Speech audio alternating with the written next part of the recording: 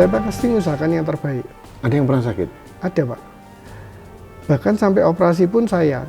Siapa ya? Salah satu contoh nama, sebutkan nama. Alumni siapa, pegawai siapa yang pernah terbantu masalah medis itu? Banyak, mulai dari... Satu saja coba, yang mungkin yang paling menonjol. Yang paling menonjol Robert. Robert itu salah satu alumni? Salah satu alumni. Sakit apa, Pak? Mohon maaf.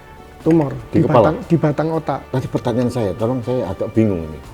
Tapi sekarang kenapa dia yang sekarang yang menggugat, melaporkan yayasan ini, atau mungkin tentang eksploitasi anak, eksploitasi ekonomi? Padahal Robert juga. Kenapa begitu? Kalau Anda nggak digaji di sini, Anda kan bisa saja keluar dari yayasan. Toh ini bukan milik Anda. Kenapa masih bertahan di sini? Apa yang ingin Anda beratkan di Yayasan Selamat Pagi Indonesia? Ya, saya melihat mereka senang, Pak. Untuk anak-anak? Iya. Jadi Anda bekerja untuk anak-anak?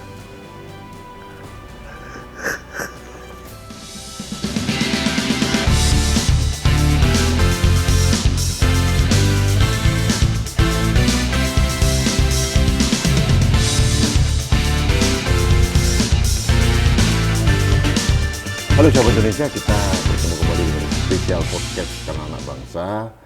Kali ini tetap kita membahas tentang Sekolah Selamat Pagi Indonesia dan masalah-masalah yang mengikutinya. Nah, kali ini dari sisi pengelolaan atau manajemen, yaitu Yayasan Selamat Pagi Indonesia. Saya sudah berbicara dengan guru, murid, kepala sekolah, alumni.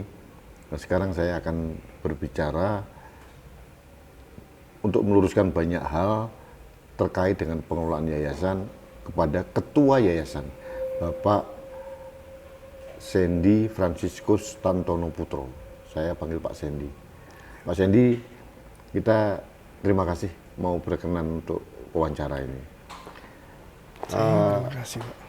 Selamat Pagi Indonesia, sekolah. Itu ada dua entitas pendidikan, sekolah tinggi dan sekolah tinggi kewirausahaan. Itu di bawah yayasan. SMA dan Sekolah Tinggi Kewirausahaan. Sekolah Tinggi Kewirausahaan dan SMA Selamat Pagi Indonesia. Betul. Ada dua entitas ya? Betul. Oke. Itu di bawah yayasan. Di bawah Yayasannya yayasan. apa? Yayasannya Yayasan Selamat Pagi Indonesia. Bapak ketuanya? Saya ketuanya sekarang. Mulai kapan? Officially 2012. Officially itu maksudnya itu di akte 2012. Udah lama, udah 10 tahun? Iya, sama tahun ini 10 tahun. Kalau saya terlibat di desain, desain desain lokasi, desain bangunan, itu saya memang sejak 2009. Loh, berarti ini salah satu karya Anda semua nih? Karya tim, bukan karya tim, ya? Bukan karya saya seorang. Sampai pendidikannya apa, Mas? Saya sipil, Pak. S1 SMA, terus S1 sipil. S2-nya geotek. Tapi bisa mau desain kayak begini nih? Dengan tim. Kalau saya kreativitasnya bagus. Kalau saya kreativitas, boleh dibilang kreativitas gambar-gambar gini saya nol, Pak. Itu. Ini siapa ini? Karya siapa ini? Dari tim saya. Oke. Jadi gambar sendiri, Pak. Jadi mereka gambar. Tim saya itu maksudnya tim profesional ya. Iya. Pak, saya ingin klarifikasi. Yayasan ini kan bukan milik perseorangan. Bukan, Pak. Ya. Bukan. Kaitannya sama Yulianto Eka Putra apa?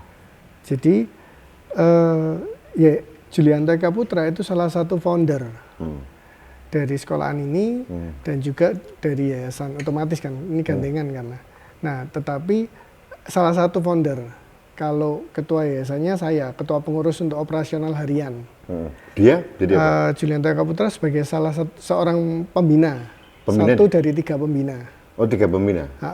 3 pembina. Kemudian Pak Jul itu biasanya memberikan saran. Saya itu melaksanakan kalau memang sesuai dengan operasional, sesuai dengan visi dari yayasan dan memang bisa dilaksanakan, maka saya akan laksanakan. Tapi kalau enggak, ya saya tidak melaksanakan. Oke, ada tuduhan dari teman-teman alumni yang kemarin beredar itu. Ya. Sosok Yulianto Eka Putra itu powerful di lingkungan sini. Benar atau tidak? Kalau powerful secara operasional saya tidak, karena saya yang menjalankan. Jadi otomatis begitu Pak Jul bicara, tapi kalau memang tidak sesuai dengan saya, maka saya akan ya enggak saya jalankan gitu. Artinya Jadi yang ada isu bahwa dia yang menentukan merah hitamnya di SMA, kemudian STK dan yayasan itu benar atau tidak? tidak. Tetap keputusan ada di saya sebagai sebagai ketua pengurus. Kemudian saya yang mengkomunikasikan ke Bu Risna, tetapi dalam bentuk konsep. Konsepnya seperti apa? Kepada kepala sekolah ya. Kalau sekarang Bu Risna memang kepala sekolahnya. Bu Risna jadi kepala sekolah mulai kapan? 2010-an, persisnya saya harus lihat itu belasan. Oh, sudah ada pergantian berapa kepala sekolah di sini? Baru dua. Jadi yang pertama Pak Agung. Terus ganti Bu Risna sekarang? Iya, ganti Bu Risna. Oke. Pak, ada banyak hal yang ingin saya sampaikan sama Bapak. Saya sudah bicara sama Ibu Risna juga. Bagaimana Pak Sandy mengelola yayasan ini ya dengan segala aset yang ada?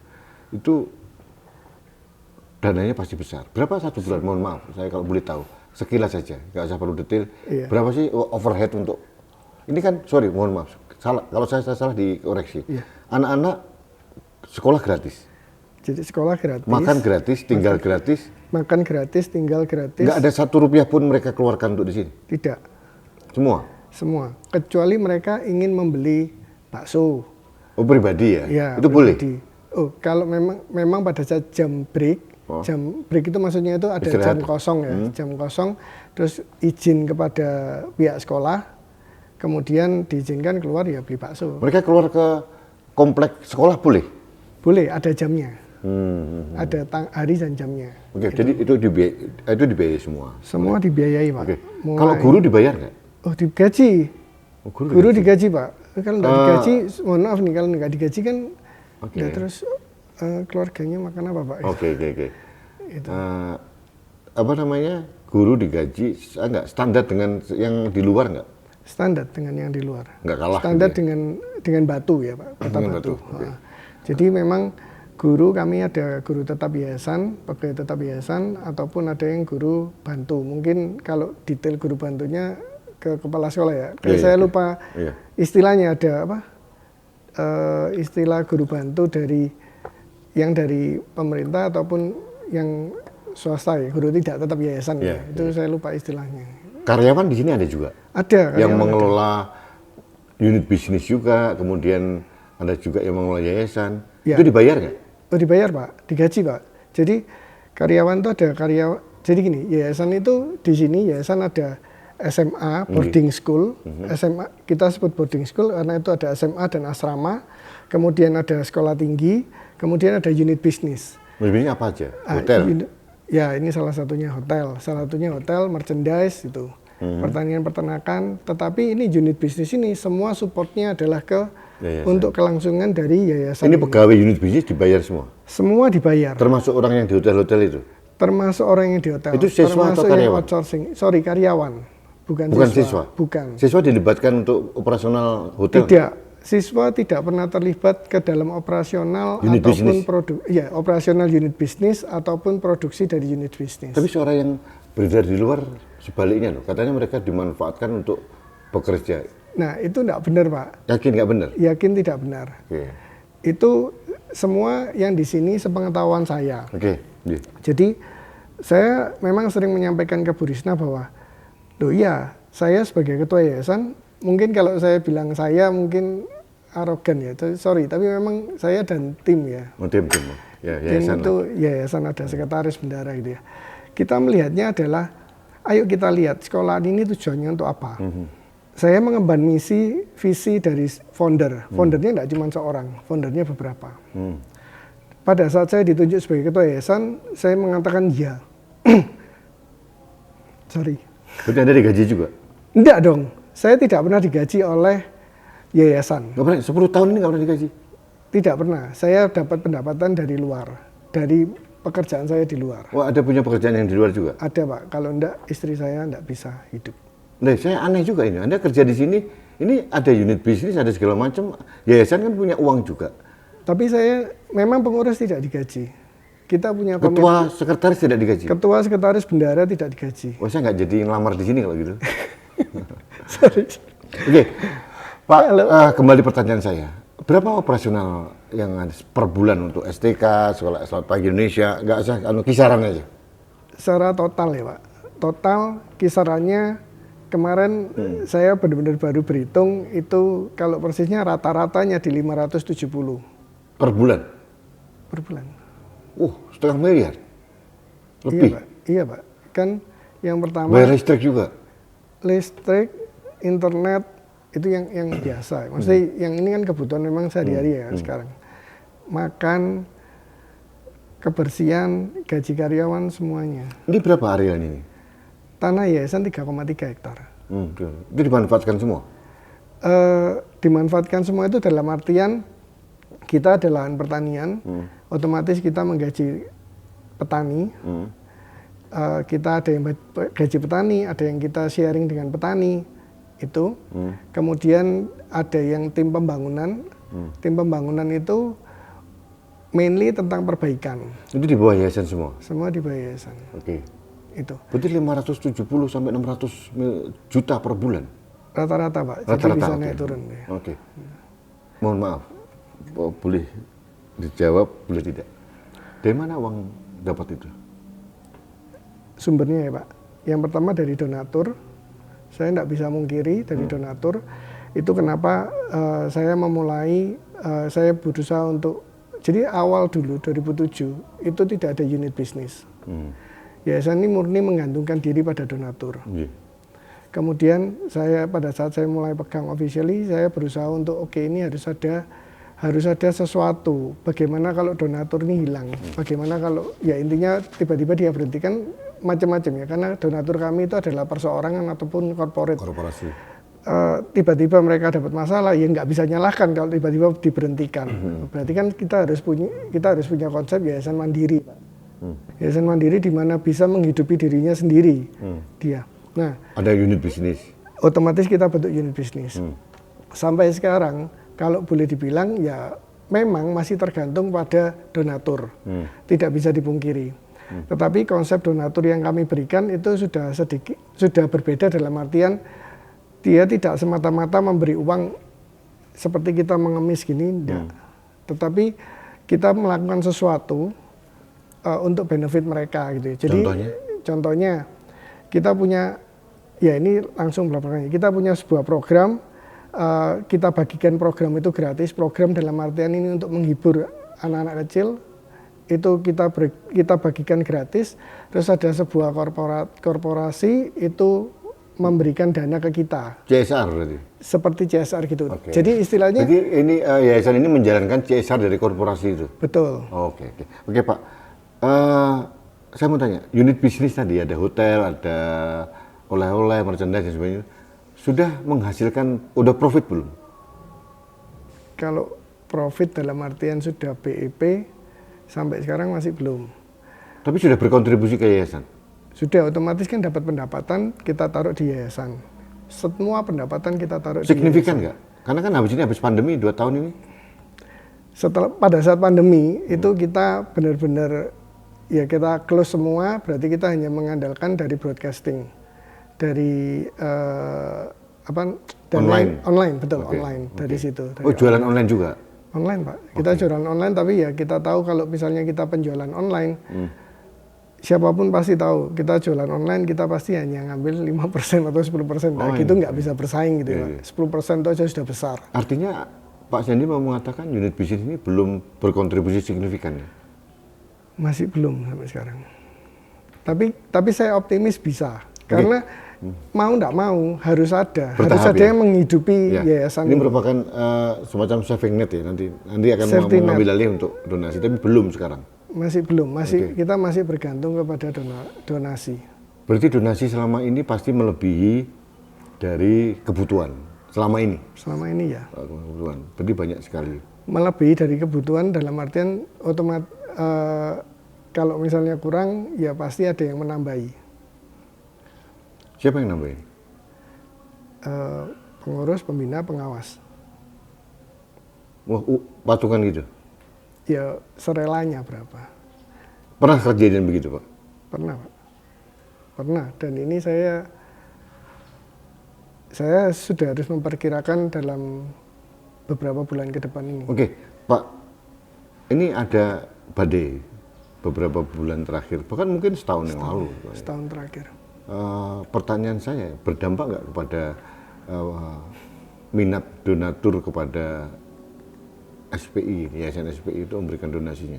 Berdampak besar. Besar? Besar. Seberapa besar? Ini yang terakhir hampir 50% lah. Mengurangi? Berarti? Sorry. Sorry. Apa? Berarti 50%? Iya, sampai 50%. Tapi kebutuhan kan jalan terus. Anak-anak harus makan. Iya, saya sudah bilang. Sorry. Sebentar, ada.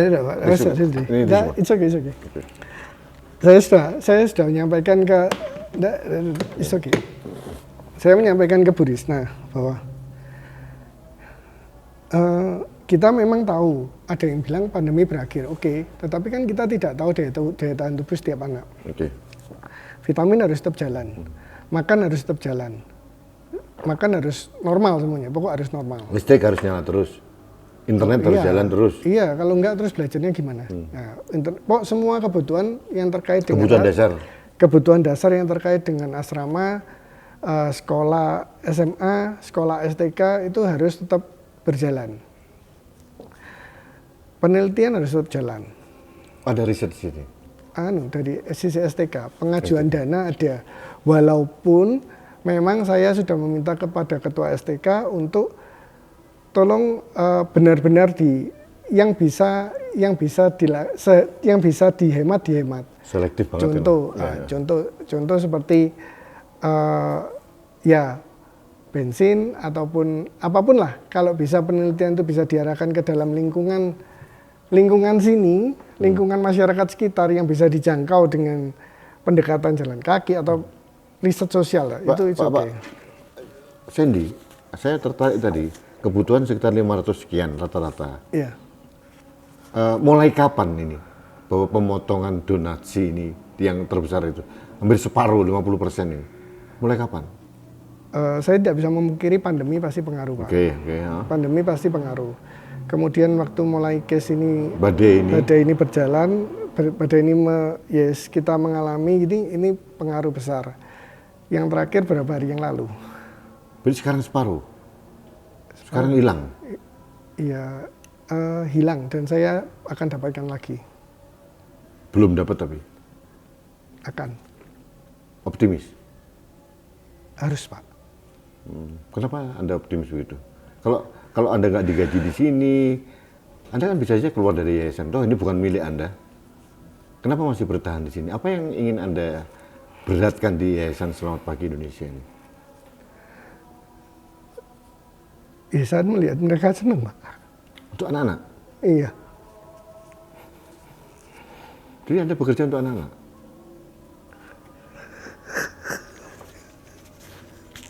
Iya. Jadi,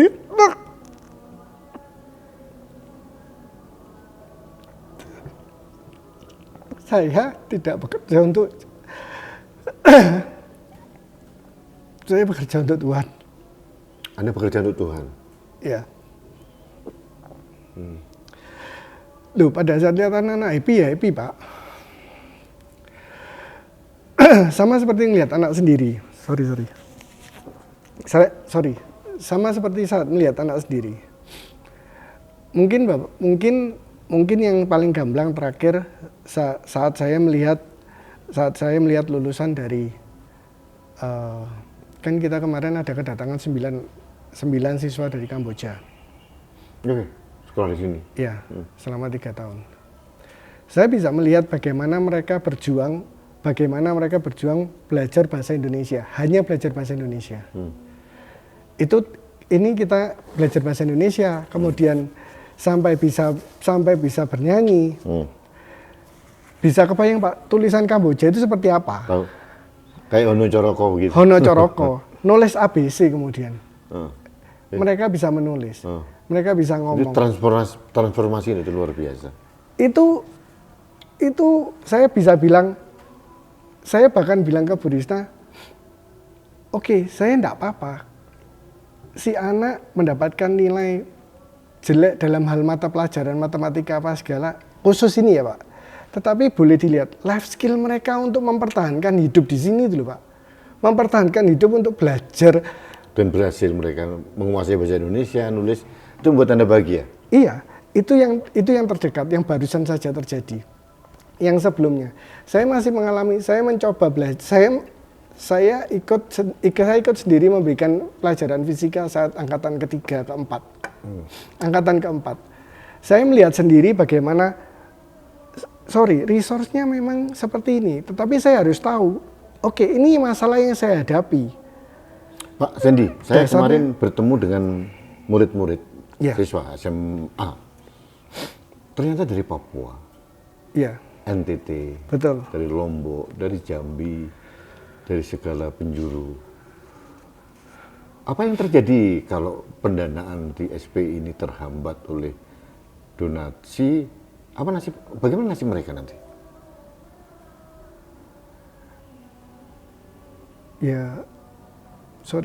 Saya harus mengusahakan gimana caranya mereka tetap bisa belajar.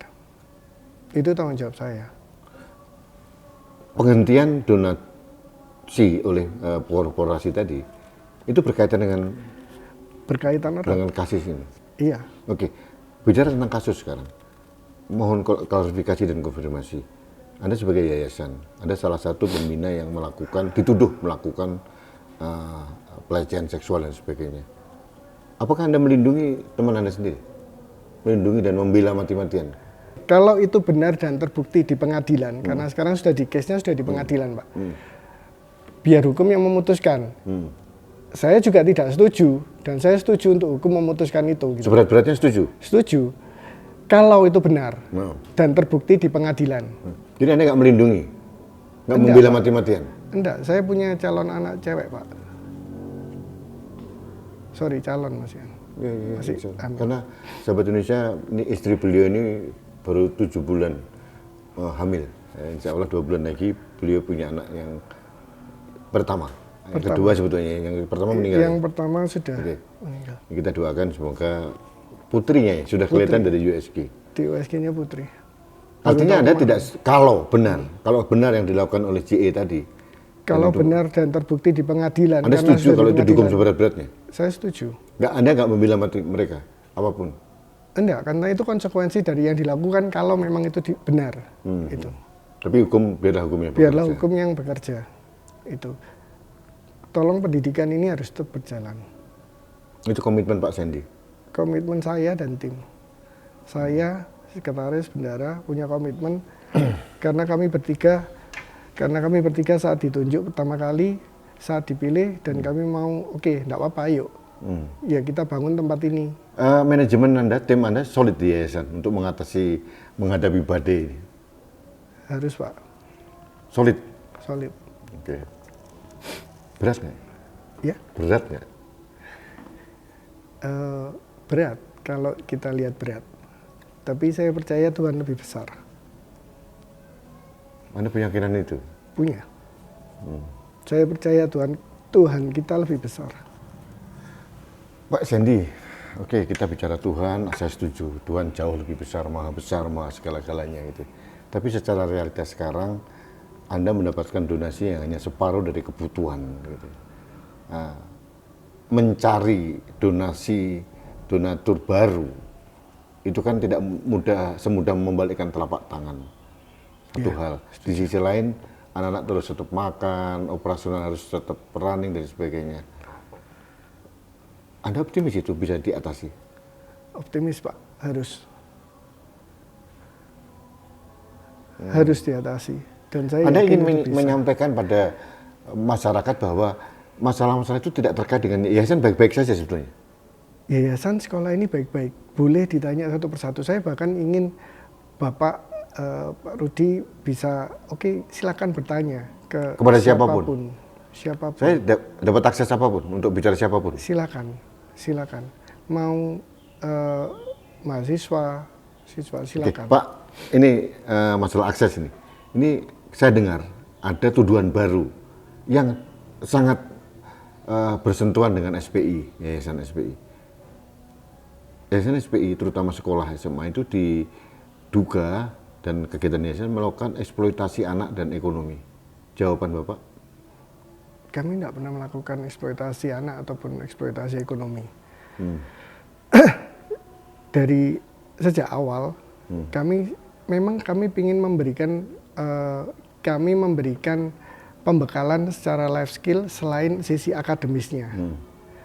Sisi akademis harus tetap berjalan sesuai dengan porsi, sesuai dengan aturan yang ada, kurikulum yang ada. Yeah.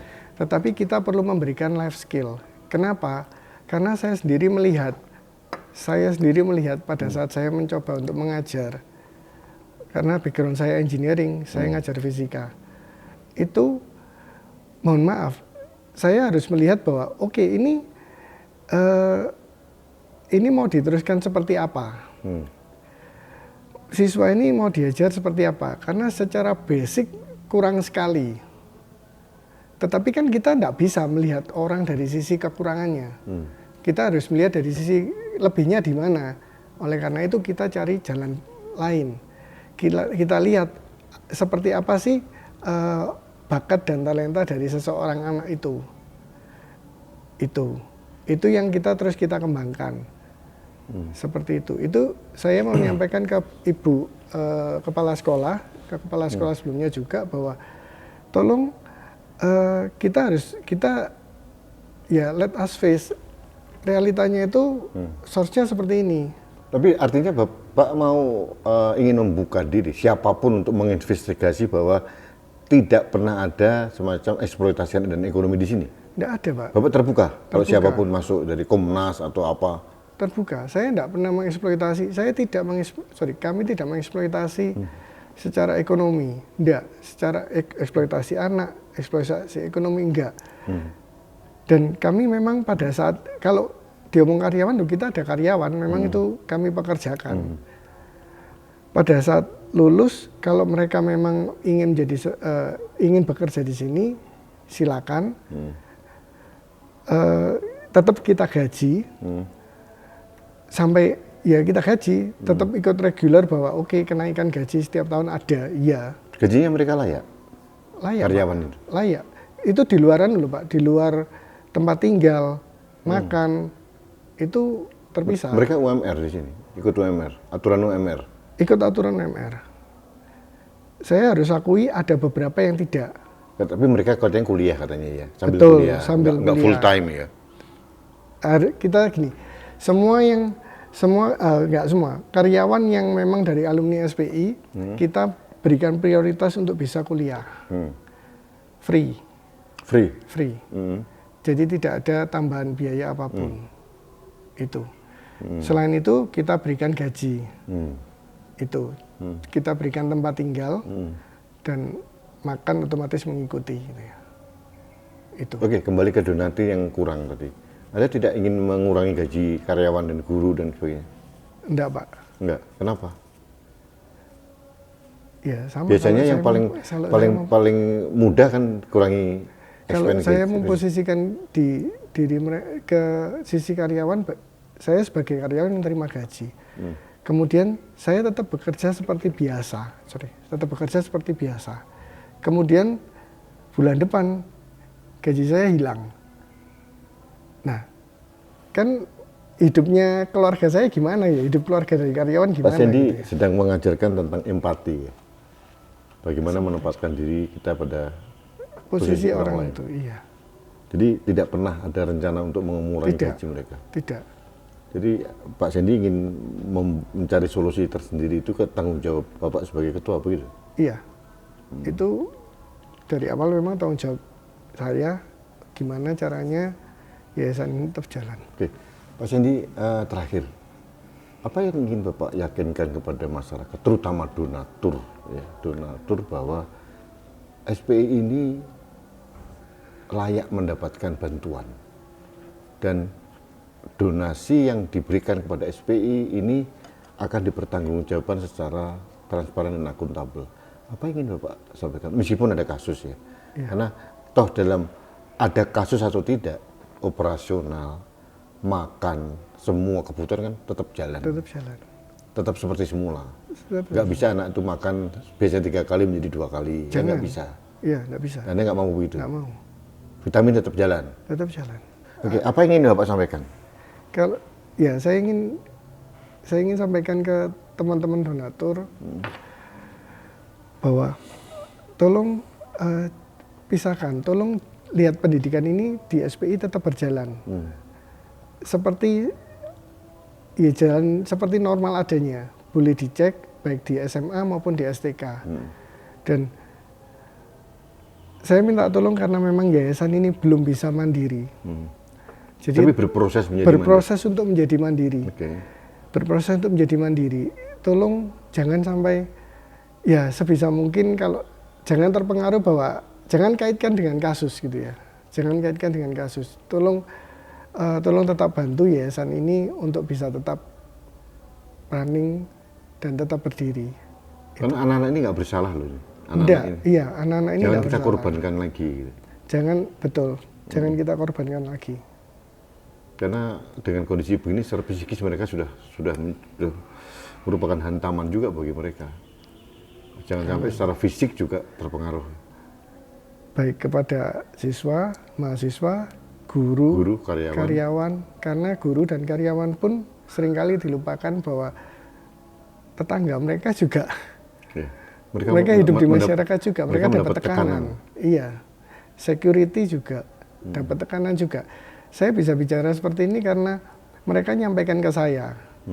Saya orangnya iseng Pak, kalau saya iseng jalan ke bawah, saya senang. Tapi Anda meyakinkan bahwa di sini tidak ada kekerasan apapun fisik, nggak ada? Enggak Pak, kita itu tidak ada. Kita menegur, ya pasti, kan enggak mungkin. Dan kita menunjukkan bukan bahwa dengan kekerasan fisik. Tidak. Kita harus menegur. Sama seperti pada saat kita melakukan sesuatu anak kita keliru ya kita harus tegur. Seperti itu. Kalau lebih dari itu enggak. Dan kita tetap berusaha untuk mengayomi mereka, memenuhi apa kebutuhan dari mereka. Menunjukkan mereka bahwa ini keliru, ini kamu lebih baik, contoh ke mahasiswa, kamu lebih baik menekankan pada sisi contoh multimedia atau pada sisi public speakingmu oke banget loh. Ayo kamu coba kontak ke si A, si B, ngobrol, belajar kemarin saya ikutkan 1-2 mahasiswa untuk pelatihan di Kadin. Karena kan kita ada kerjasama dengan Kadin. Entrepreneurship. Iya. Itu jadi kami itu berusaha bekerja sama dengan beberapa institusi yang memang Kadin ini, kalau Kadin kan lebih ke arah langsung dunia kerja gitu ya Pak. Nah itu kita ikutkan latihan di sana. Pak Sandi, ini paling terakhir ini, ada gelombang sekelompok, bukan semua, ada beberapa alumni yang kemudian mempertanyakan atau meragukan integritas dari pengelolaan yayasan dan guru-guru di sini. Apa yang terjadi menurut Bapak? Menurut saya sampai sekarang semuanya baik-baik saja Pak.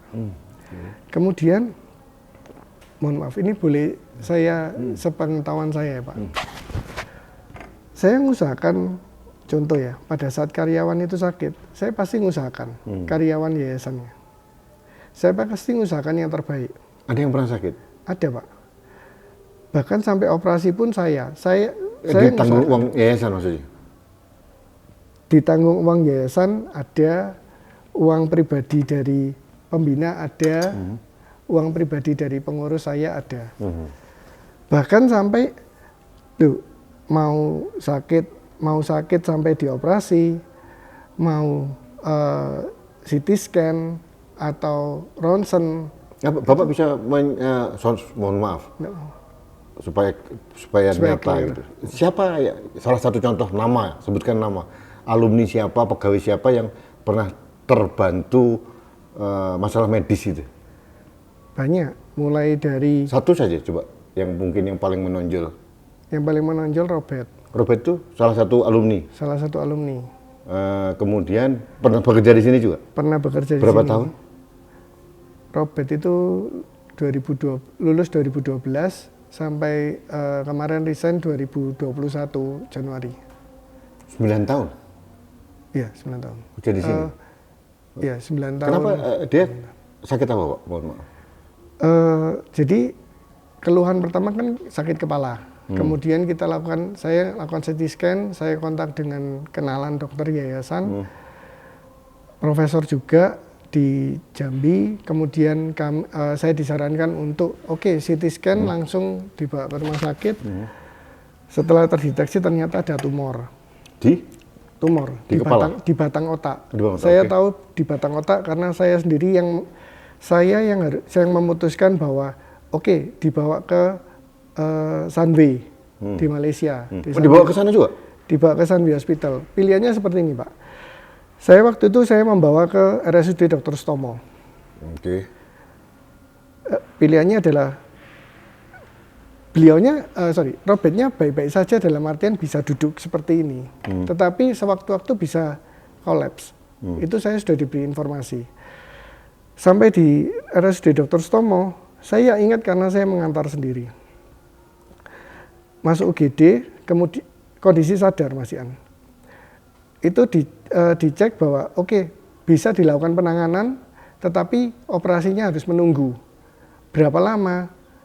Bisa sebulan, 2 bulan, 3 bulan. Waduh, terus saya konsultasi sama Prof. Roni dari rumah sakit di Jambi. Kemudian saya diberi info, cari alternatif lain. Saya ke Premier. Kemudian saya juga tanya beberapa dokter. Saya tanya gini, kalau memang itu anak dokter sendiri, dokter akan bawa kemana? Di Premier ada, tetapi harganya juga lumayan. Kemudian disarankan ya dibawa ke Malaysia atau ke Singapura. Saya bilang saya cek dulu harganya. Dicek kurang lebih harganya itu sama. Beda besar hanya tiket pesawat dan biaya yang menunggu di sana. Biaya orang yang menemani di sana. Ya udah akhirnya kita rundingan di yayasan memutuskan bawa aja ke Sunway. Ini dioperasi di Malaysia? Di Sunway, di Malaysia, Sunway. Itu saya sendiri yang memilih dokternya siapa yang harus saya ambil. Itu saya benar-benar stres ya Pak. Karena saya merasa pilihan dokter ini harus tepat karena ini tumor ada di batang otak. Ya, sangat riskan ya? Riskan. Saya sendiri yang memilih dokternya. Artinya, singkat cerita, semua dibiayai yayasan? Semua dibiayai. Bukan yang bersangkutan? Robert maksudnya? Bukan. Terus kita mendatangkan orang tuanya, orang tua Robert ke Surabaya. Untuk menunjukkan bahwa kondisinya seperti ini, Bu. Tetapi dari yayasan bersedia untuk membantu, untuk mengobatkan. Semua pengobatan masuk rumah sakit ini kata dokter juga ya. Semua pengobatan, semua operasi itu pasti ada resikonya. Kita pasti meminimalisir resiko. Itu. Waktu sampai di Sunway pun saya bicara sama dokter, saya sendiri yang mengantar sana beserta dengan tim yang saya minta untuk menjaga. Saya bicara sama dokternya di sana. Saya ngomong, saya ingin tahu berapa probabilitasnya. Terjelek apa, nomor 2 apa, sampai yang terbaik. Saya diberitahu semuanya. Kemudian saya minta, prioritas saya bukan menghilangkan 100% dari tumor, tetapi prioritas saya adalah mengurangi dan Robert tetap baik-baik saja, normal. Pak, singkat cerita, itu selesai? Semuanya selesai, berhasil. Memang tidak bisa sampai bersih. Tapi artinya yang bersangkutan sehat? Sehat, berjalan kan sehat. Kami sudah diberitahu bahwa 3 bulan lagi kontrol lah kita 3 bulan. Jadi terus, setelah pulang tanggung jawab yayasan itu? Terus itu? Iya, kita antar lagi ke sana. Ke Malaysia? Iya, kan kontrol lagi. Terus itu kejadian tahun berapa? 2019 kalau nggak salah. Oh, baru berapa tahun? 2 tahun, 3 tahun yang lalu. Pak, mohon maaf, saya singkat supaya ini agak berkelanjutan. Ini di semua yang bersangkutan, sebagai contoh saja si Pak Robert ini, Mas Robert ini di take over oleh perusahaan. Tadi pertanyaan saya, tolong saya agak bingung ini. Tapi sekarang kenapa, ini saya dengar ya dari pihak kepolisian, dia yang sekarang menggugat, melaporkan yayasan ini atau mungkin tentang eksploitasi anak, eksploitasi ekonomi. Padahal Robert juga. Kenapa begitu? Itu yang bisa menjawab Robertnya ya. Oke, Saya sendiri nggak ya, tahu. Ya, saya tahu Bapak nggak bisa menjawab ya. Jadi Bapak bingung nggak? Saya bingung juga kemarin karena kemarin saya ditanyain oleh pihak Polda, kepolisian juga bertanya dan mengatakan nama yang sama gitu ya. Saya sampai bingung. Okay. Bahkan ada beberapa nama yang disebutkan juga, saya jadi bingung tuh. Ini dulu juga saya bukan saya. Kami dari yayasan mengobatkan sampai memang bukan, saya tidak menganggap ringan, tetapi memang retak di kaki gitu ya, karena kecelakaan. Kita mengobatkan, dioperasi, dipen. Pak, gitu ya. saya akan mempertanyakan pada yang bersangkutan. Kalau ada kesempatan saya akan nanyakan, karena ini bagi saya menarik ini. Kalau masalah tumor di batang otak itu kan sudah, mohon maaf ini, sudah mendekati fase paling bahaya. Ya, itu saya diinformasi oleh dokter. Terus kemudian ditangani oleh yayasan sampai berapa kali, sampai ke Malaysia ditangani, semua di take over sama yayasan di. Mohon maaf Pak, 2 kali ya. 2 kali. Jadi setelah 2019, setelah pasca operasi, terus terjadi lagi Desember 2020 kolaps anaknya. Karena terkait sama tumor tadi?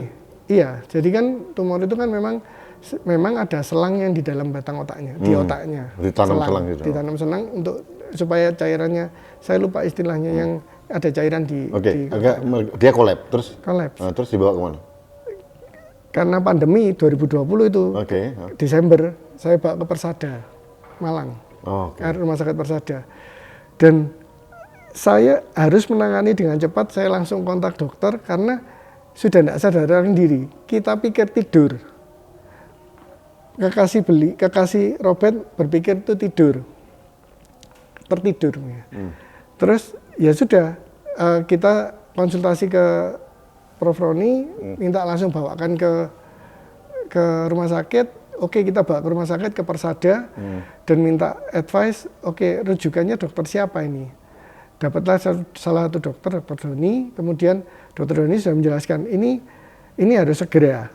Tidak apa-apa, langsung segera aja tangani. Malam itu langsung ditangani, subuh, langsung ditangani, dan berhasil, puji Tuhan. Hidup, sehat. Sehat.